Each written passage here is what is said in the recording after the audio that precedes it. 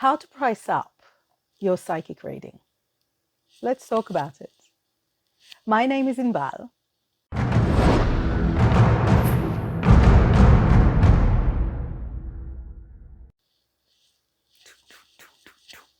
It's a new intro. And at the time of recording this, I have been working as a full-time professional psychic for 23 years. And 23 years ago is when I had my first lesson in how to run a psychic business. I found a psychic fair at the very, very start of the year 2000. And when I spoke to them about what I need to bring with me to the first psychic fair, they said, make a sign and put one reading for £25, one reading for £30, one reading for £35, and most people will go for the middle one. So that was a great start. At the time, I know that my table, for the permission to sit there, I had to pay £70. So if I had one reading, I was behind. I was making a loss. 2 readings, I was more or less breaking even. 3 readings, I was making a profit. And the first year, it was a very low average, but that's kind of beside the point. We're talking about how to pick the price for you. And the reason I wanted to make this video is because I mentor a lot of people in how to take their tarot reading and improve it, how to deliver a professional reading, and then how to go professional full time. And people get stuck on the price a lot. So I have a little formula. The little formula is very much instructed by a little story that I want to tell you. It's very short. Years ago, I worked on Psychic TV, which back then was called Psychic Interactive, and now is called something different, with somebody who hadn't really had a thriving professional practice before. Most of the people that were working there at the very beginning were full-time professional psychics themselves, and then somebody came along who hadn't, which was cool. And he made himself a website, and on the website, when we checked it out, there were readings for about 3 times the cost of what we were charging at the time, maybe a little more. And it was months later in random conversation that he said to me, do you have other clients outside of the show?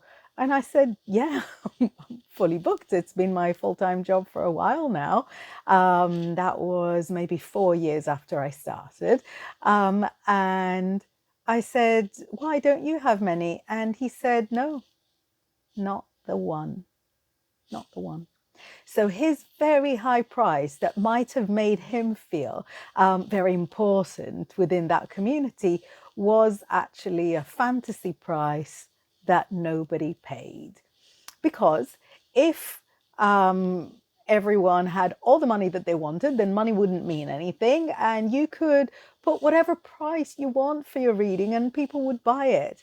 But there's an art and a science to pitching the price of your reading or multiple readings at a level that would make sense for somebody to buy it and for you to be able to do it either full-time or part-time, but for it to be your decision.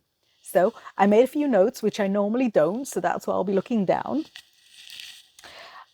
Yes, I actually wanted to make a point, in case you wanted to know whether the rich and famous pay more.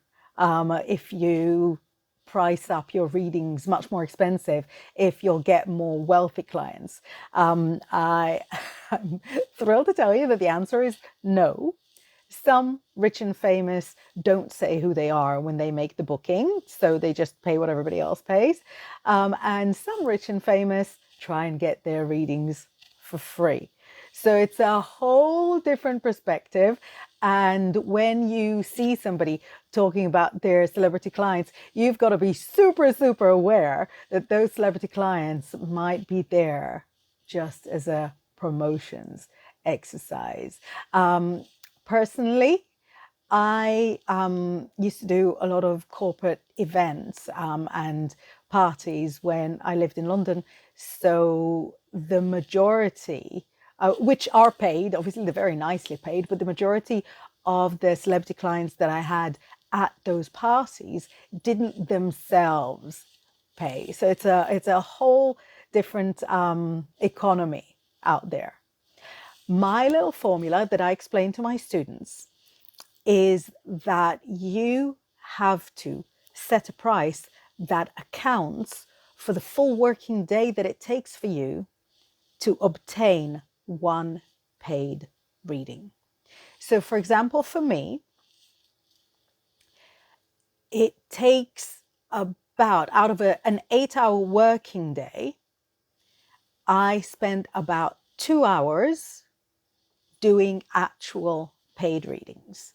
That working day, apart from doing readings, also includes updating your website, making this YouTube video, going on social medias, taking my own picture for social media and keeping up with it, chatting to people. And at the very, very beginning, my working day included printing out leaflets and going and putting them through post boxes. So your working day will include lots of different things. If you're still studying tarot, if you're doing self-improvement classes, they're part of your working day as well. And in my personal case, I do a lot of work for the press, and that's part of my working day as well, in keeping up with what's going on, in being on top of journalist requests, and so on. So your working day would be an 8 hour day, and your paid hours will be a portion of that.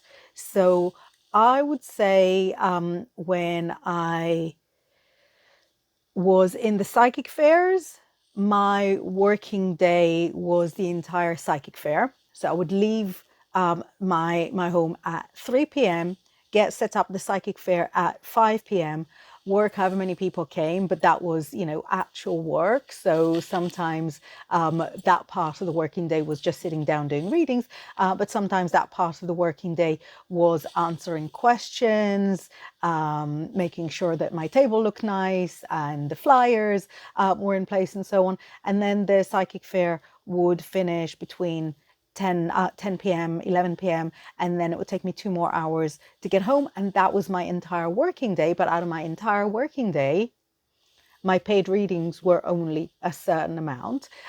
When I first went on social media about 2018, 2019, I would have about, on average, 1 hour's work out of an 8 hour working day, approx, because I had young babies at the time. So my working day was very fractious and fractured. And now, as I say, my working day is 8 hours, but my paid working hours are about 2 hours inside that day. And so you've got to, first of all, figure out what it is that you need to earn in order to be able to do this, either full-time or part-time. So if, for example, you want to live on this full-time, you want to make $100,000 a year, and let's say each year has 250 working days, or in my case, 365. So you divide that 100,000 by 250 days, and then you've got your equation. You know that you have to make $400 per working day.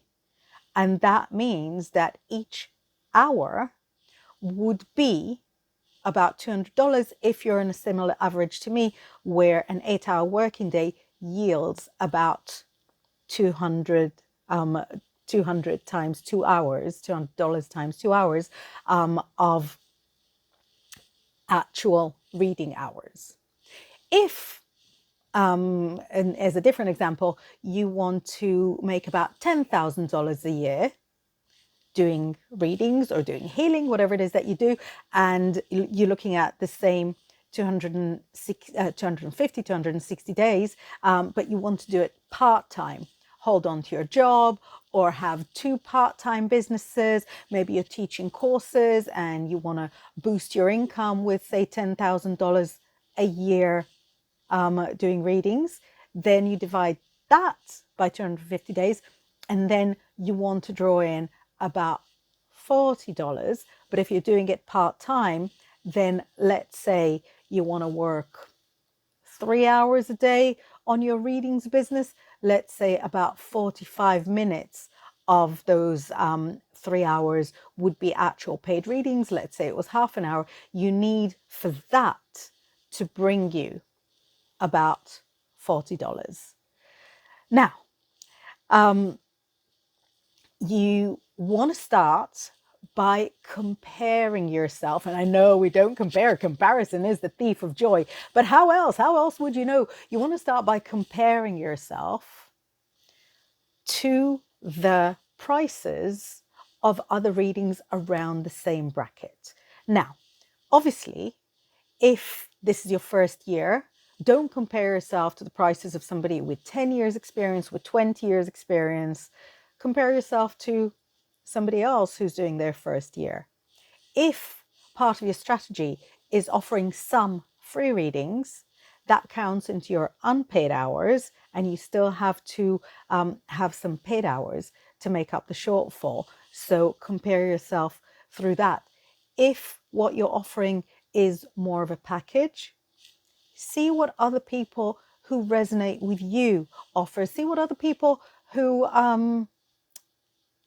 seem to align with the same kind of customer that you want to draw to yourself. See what they have on offer. Now, I've got to tell you, the very, very first time I did paid readings, it was in the world famous Notting Hill Carnival in London in August of, I want to say 1997, maybe 1998, maybe 98. I don't know, it was a while back.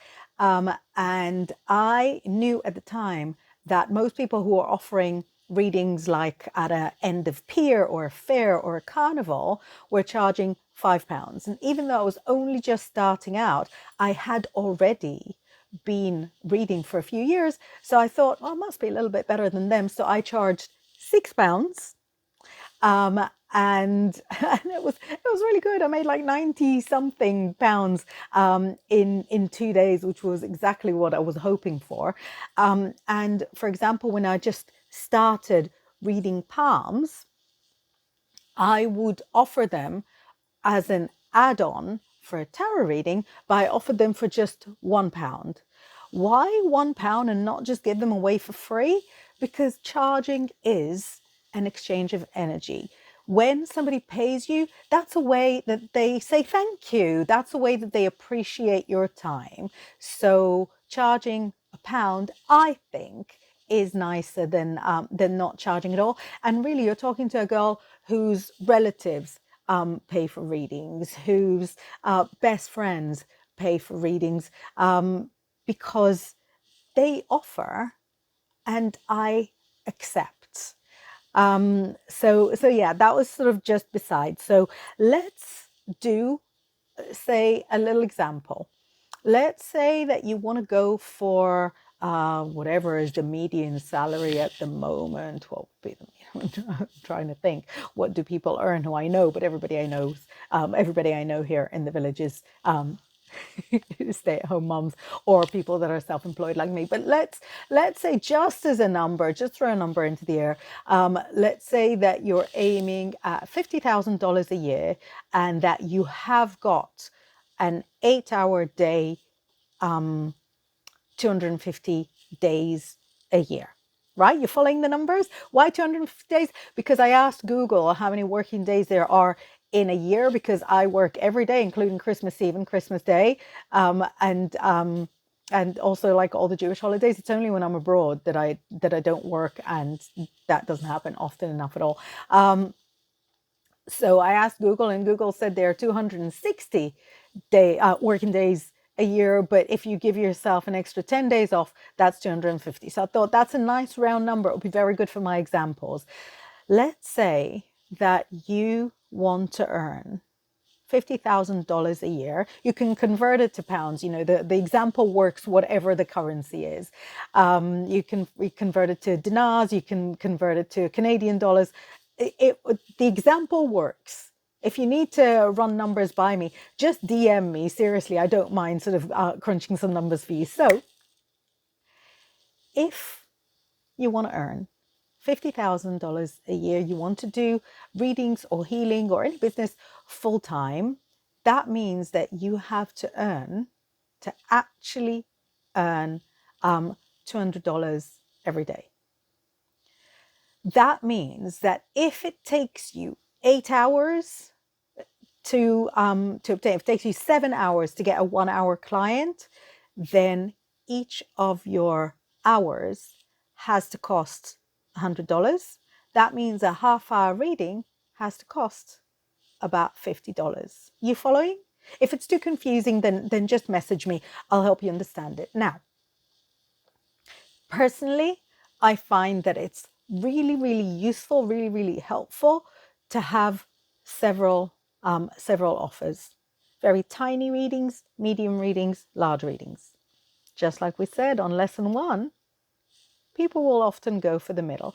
But I find that a lot of people will more happily spend 5 times of a £10 reading than invest fully in a £50 reading straight from the off.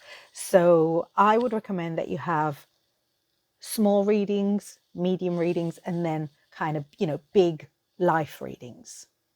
And you also have to be super, super mindful that your smaller readings, let's say if you've got like a 10-minute reading, tiny taster, you have to make sure that if somebody buys the 10-minute reading, that then the 20-minute reading is a little bit less than twice the 10-minute reading. Because if you have a 10-minute reading for $10 and then a 20-minute reading for $25, that looks super unprofessional if you haven't put any thought into it, because the person would just purchase 2 £10 readings, which would make $20 as opposed to $25.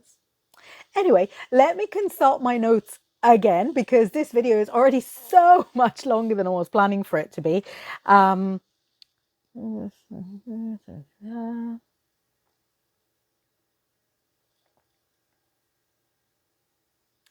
Right, yes, final point.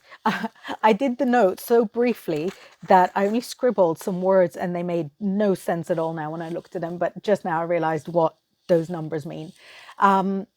Again, personally, what worked for me, I had my introduction rates, which was that £6 we talked about before. And then when I started doing readings, it was 25, 30, 35. And after 7 whole years, I put my prices up. And then after 13 and a half more years, I put my prices up again.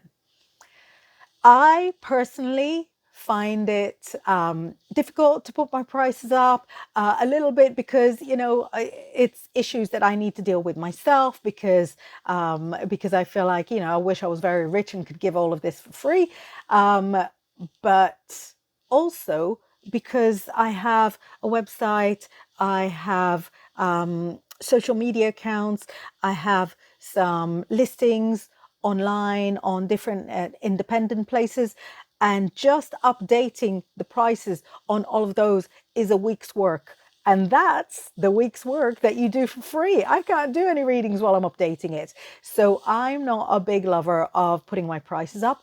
However, I know that for some people, they might put their prices up by teeny tiny increments every 6 months. That's also cool. And you've got the manpower to do that. That's fine. If that works for you, fantastic.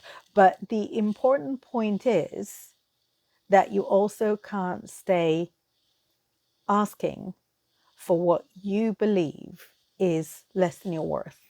Because if you're not, or for me, if I'm not earning what I believe is a fair wage for the effort that I'm putting in, I might, never happened yet, but I might drag my feet and not really feel it, because this is the kind of industry where you've got to be really, really into what you do.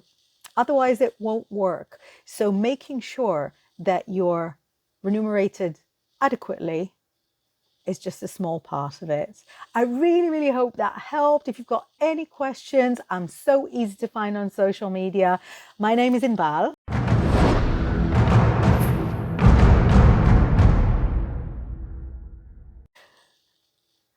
And I'll see you later.